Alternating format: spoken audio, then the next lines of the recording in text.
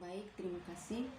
Perkenalkan, nama lengkap saya Tarsiana Eda, NIM 17230300002.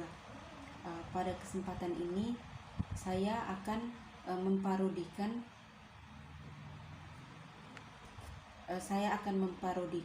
review buku kedua dengan judul COVID-19 dan Tata Kelola. Sebelum saya memparodikan, saya akan menjelaskan sedikit tentang COVID-19 dan tata kelola. COVID-19 dan tata kelola berfokus pada hubungan antara tata kelola institusi dan pendekatan terhadap COVID-19 dan hasil kesehatan. Menyatukan analisis perkembangan COVID-19 di negara dan di wilayah di seluruh dunia dengan lensa sudut lebar tentang tata kelola. Diselenggarakan berdasarkan wilayah. Buku ini membahas tentang penyebaran COVID-19 di perjalanan tahun 2020 melalui Asia, Timur Tengah, Eropa, Amerika, dan juga Afrika. Analisis mengeksplorasi sejumlah tema utama termaksud sistem kesehatan masyarakat, kemampuan pemerintah, dan kepercayaan pada pemerintah, serta variabel yang mendasari dari kohesi sosial dan ketidaksetaraan. Baik, di sini saya akan memberikan pertanyaan secara detail. Menurut teman, apa itu virus corona?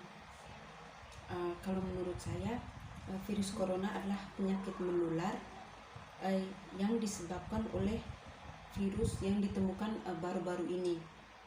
Sebagian besar orang yang tertular COVID-19 atau virus corona ini akan mengalami gejala ringan hingga sedang dan akan pulih tanpa penanganan khusus. Baik, terima kasih kepada teman yang sudah menjelaskan mengenai apa itu virus corona. Di sini saya juga akan bertanya bahwa bagaimana cara penyebaran virus corona.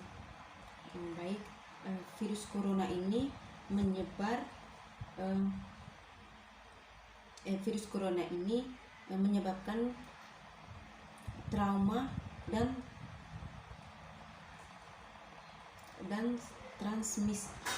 transmiskinan melalui droplet atau percikan air liur yang dapat dihasilkan dari seseorang yang telah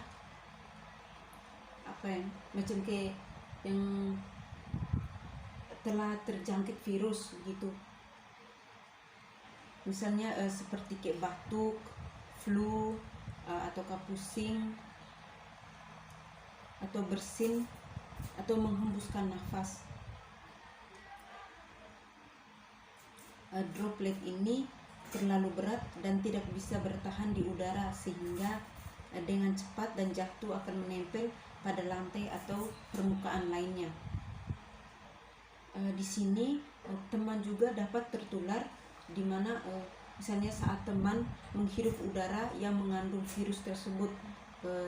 Jika berada terlalu dekat dengan orang yang terkena virus atau terinfeksi COVID-19, Anda juga dapat tertular jika menyentuh permukaan badan yang terkontaminasi, lalu misalnya kayak menyentuh badan, hidung, tangan, ataupun mulut. Baik, terima kasih sudah menjelaskan cara penyebaran virus corona. Di sini juga bagaimana tanggapan teman atau bagaimana reaksi atau tanggapan pemerintah dalam menangani masalah COVID-19 ini. Oke, baik. Setahu saya penanganan protokol kesehatan dalam mencegah penyebaran COVID-19 di sini saya jelaskan yang ada di NTT khususnya di Kota Kupang. Di Kota Kupang, Nusa Tenggara Timur, semakin diperketat dengan terus bertambahnya kasus dan terkonfirmasi positif virus corona jenis baru ini. Pemerintah di Kota Kupang juga memperketat penegakan protokol kesehatan karena menjadi penting dalam mengendalikan penyebaran COVID-19 yang semakin merajalela di Provinsi NTT. Seperti yang kita ketahui bersama bahwa di Kota Kupang ini menjadi salah satu daerah yang memiliki kasus terkonfirmasi positif COVID-19 paling banyak di NTT, hingga menyebabkan ibu kota provinsi berbasis kepulauan itu masuk level tertinggi di kasus COVID-19. Pasien COVID-19 meninggal dunia dari klaster transmisi lokal terus berjatuhan. Hampir setiap hari ada kasus kematian yang ada di Kota Kupang ini disebabkan karena terjangkit atau terkena virus COVID-19.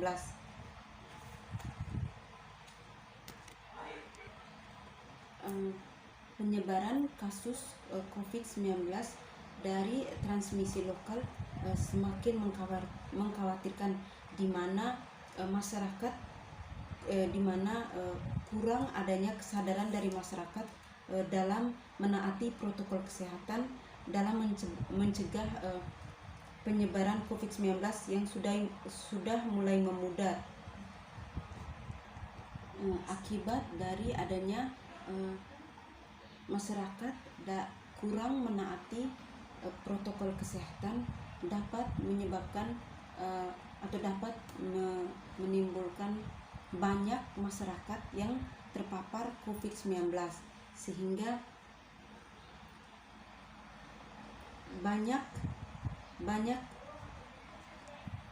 dengan adanya meningkatnya jumlah kasus COVID-19 dari klaster transmisi lokal di Kota Kupang berdampak pada keterbatasan ruangan perawatan yang sudah penuh dengan pasien.